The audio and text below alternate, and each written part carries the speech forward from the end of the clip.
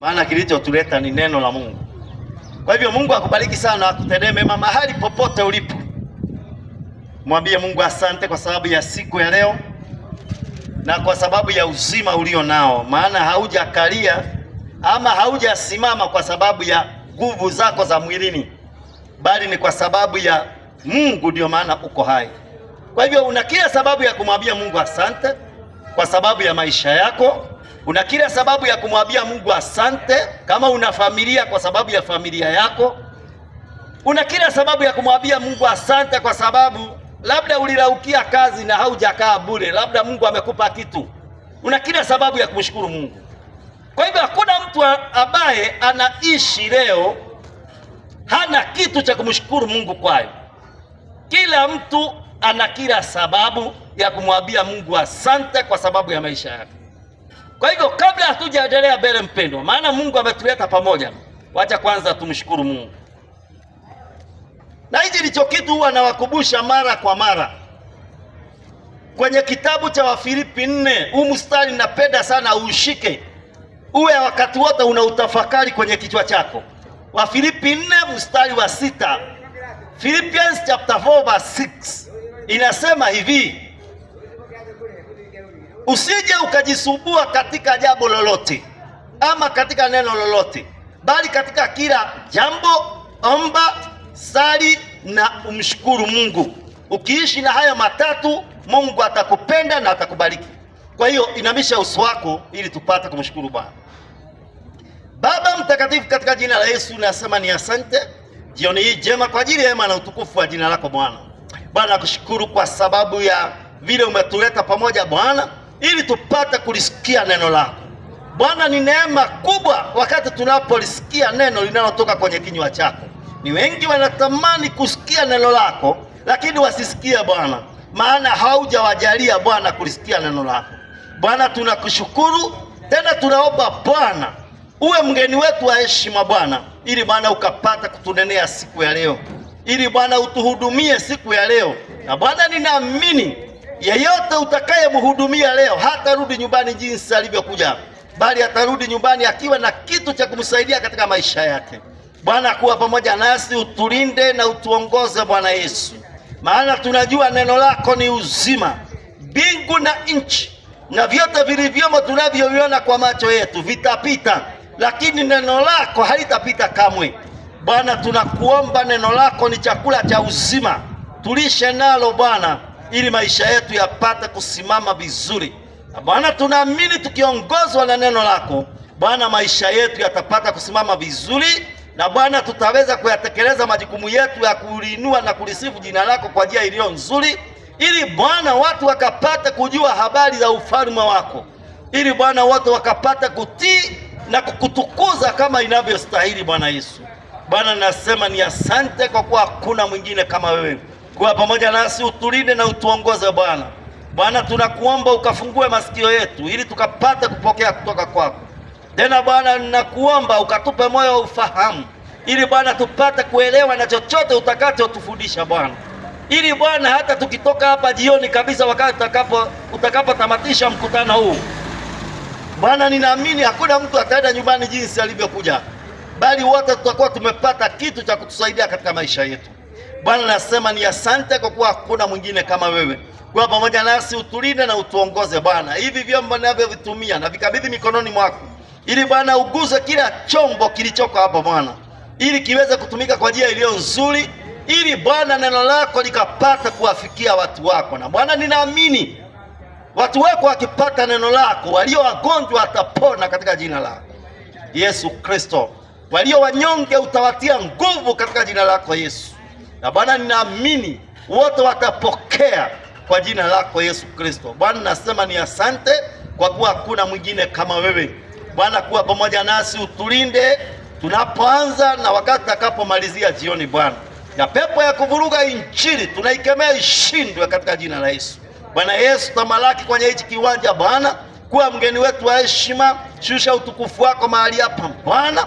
Bwana, nateka kila wazo na fikra za watu wako ambao wako kwenye maeneo haya Bwana, yazikabidhi mikononi mwako ili zipate kutii sawasawa na mapenzi yako. ili Bwana ufalme wako ukapata kutawala kwenye haya maeneo, ili Bwana wote wakapata kutii kutoka kwako. Bwana, nasema ni asante kwa kuwa hakuna mwingine kama wewe, na ni katika jina tukufu, jina la Yesu nimeomba tena nimeamini, amen. Haleluya. Mungu awabariki sana, watendee mema na wainue katika kila njia. Leo nataka tuangalie andiko moja ambalo linapatikana kwenye kitabu cha Mithali. Mithali ni Kiswahili, Kiingereza inaitwa Proverbs. Mithali Kiingereza ni kitabu cha Proverbs. Mithali 3:5. Hapo ndipo tunatoa somo letu la leo wapendwa. Maana nataka tujifunze kitu kutoka kwenye hilo andiko ambalo Biblia inasema Suleiman ambaye alikuwa ni mfalme wa Israeli, Roho Mtakatifu alimuongoza akanena maneno haya. Wacha tusome mpendwa, 3:5. Sikiliza huu mstari. Mithali 3:5. Sikiliza. Mtumaini Bwana kwa moyo wako wote, wala usitegemee akili zako mwenyewe. Wacha nikurudie tena. Mtumaini Bwana kwa moyo wako wote, wala usizitegemee akili zako mwenyewe. Kwa Kiingereza huwa inasema don't rely on what you think you know. Hicho ni Kiingereza mpendwa. Kiswahili, usije ukategemea akili zako mwenyewe. Don't rely on what you think you know. Wacha nikuambie mpendwa, kuna hatari wakati unapojiona we ni mwenye hekima machoni pako. Maana kila mtu akikuambia kitu unaona kama yeye hayuko sawa. Usije ukajitegemea akili zako mwenyewe. Ni watu wengi katika dunia wamepotea kwa sababu ya kutegemea akili zao. Biblia inasema ya kwamba, sikiliza hapa, njia tunazozipita hapa duniani, machoni pa mtu unaweza ukaona kama hiyo njia iko sawa,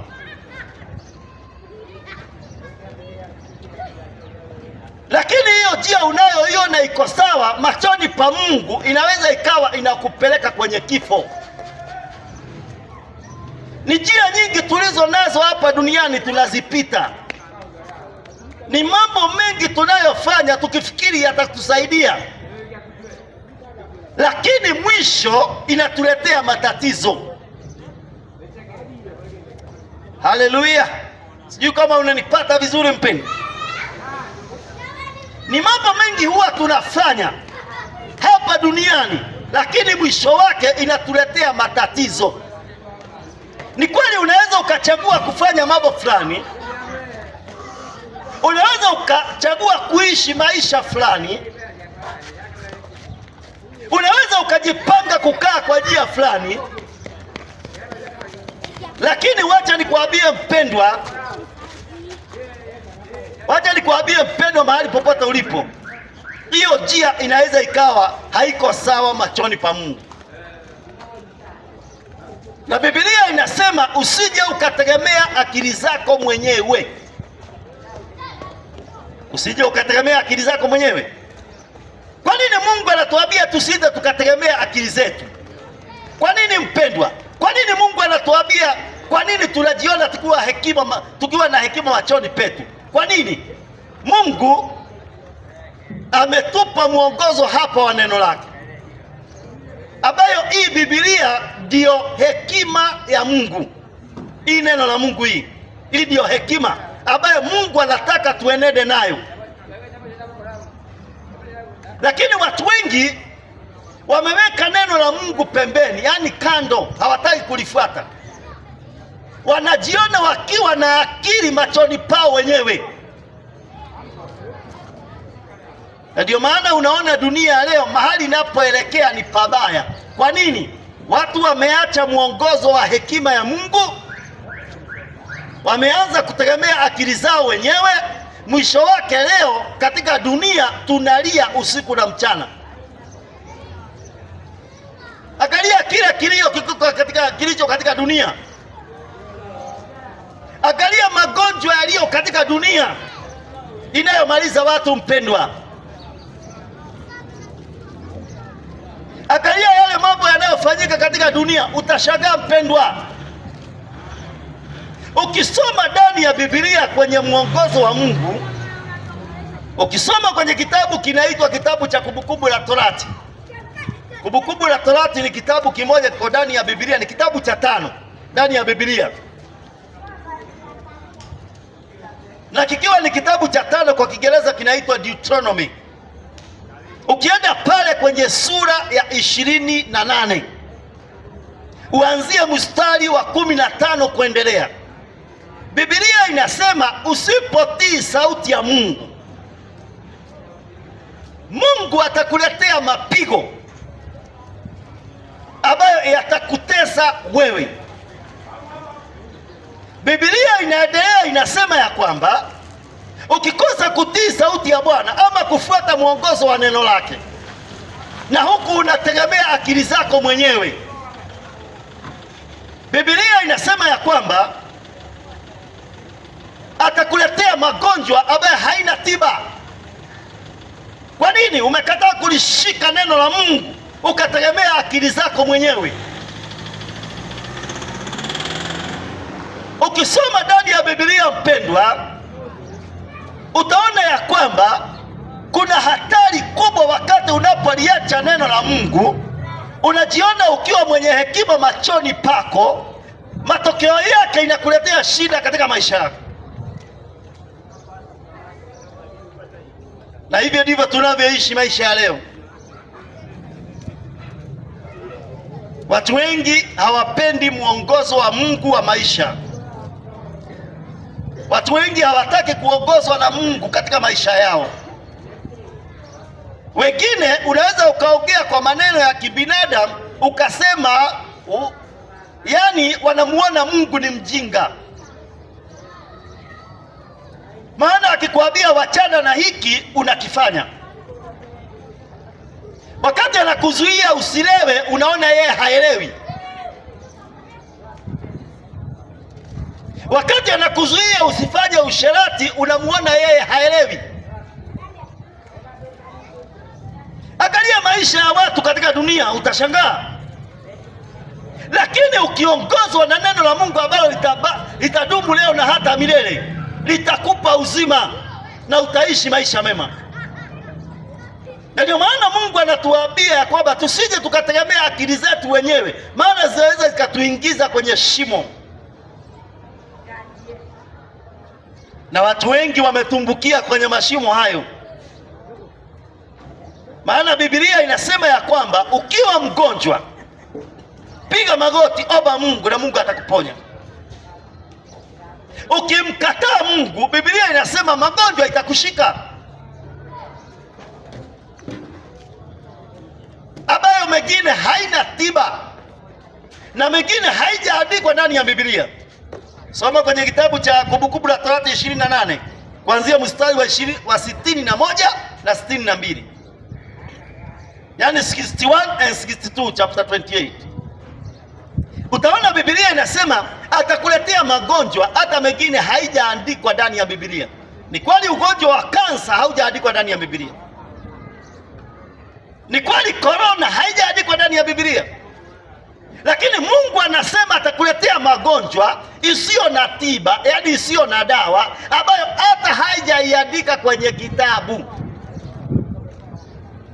Kwa hivyo usije ukasema haijaletwa na Mungu ati kwa sababu haijaandikwa. Mungu anasema ataleta hata mengine haijaandikwa. Hata ukimwi haujaandikwa ndani ya Biblia, lakini inashika wanadamu, inawamaliza wanadamu. Kwa nini? Wamemshikia Mungu kinyume. Walikataa mwongozo wa Mungu, Mungu aliyouweka, wakategemea akili zao wenyewe. Matokeo yake wanaumia, they are suffering. Yani wanaumia vibaya.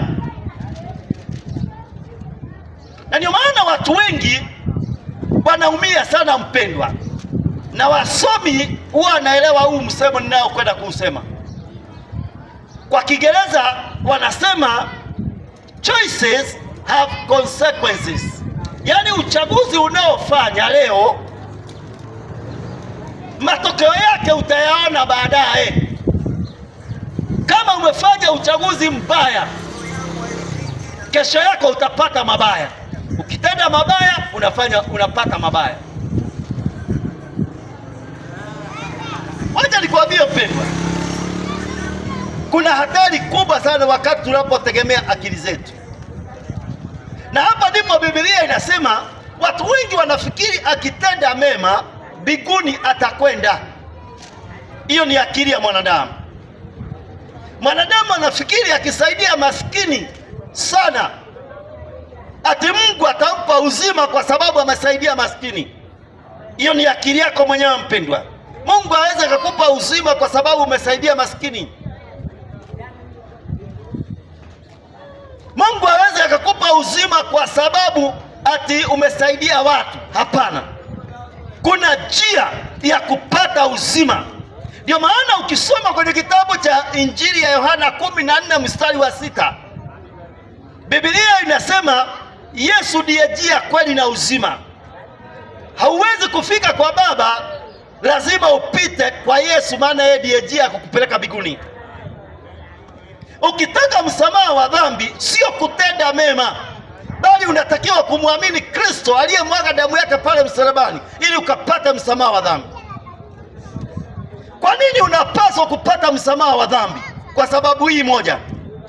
Ukisoma kwenye kitabu cha Ezekiel 18 mstari wa 4, Biblia inasema roho zote za wanadamu ni mali ya Mungu.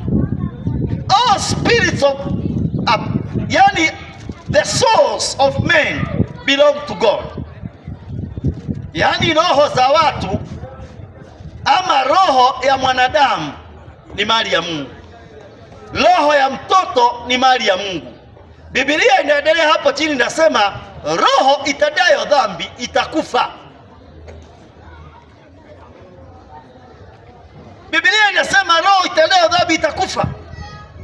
Na ndio maana Mungu kwa kumpenda mwanadamu alitoa mwanae akamleta duniani ili roho ya mwanadamu ipate kupona. Na ndio maana huwa tunasema tumeokoka. Umeokolewa wapi? Roho yako haitakufa, itaishi.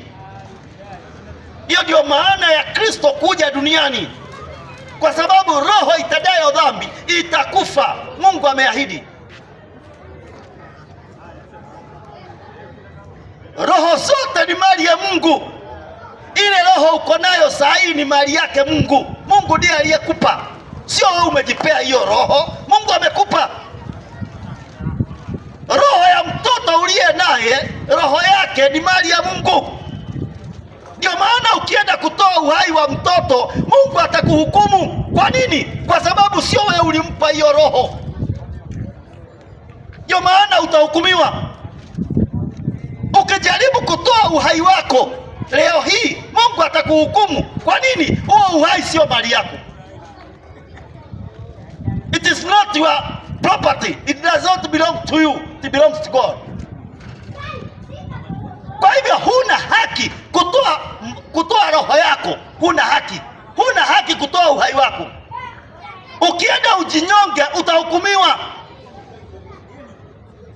Kwa nini? Roho yako sio mali yako. Ukiua mtu utahukumiwa, kwa sababu hiyo roho uliyotoa sio mali yako. Sasa Mungu anasema kwa sababu roho zote ni mali yake, roho itendayo dhambi itakufa.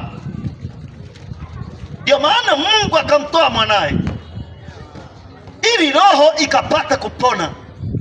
Mimi sijui kama yako imepona ama bado iko pale pale pakufa. Maana Mungu anasema roho itendayo dhambi itakufa. Kama unatenda dhambi, roho yako hakika itakufa. Aliyeitoa ndiye ameahidi itakufa. Sio mimi ninayesema, bali ni Mungu mwenye roho.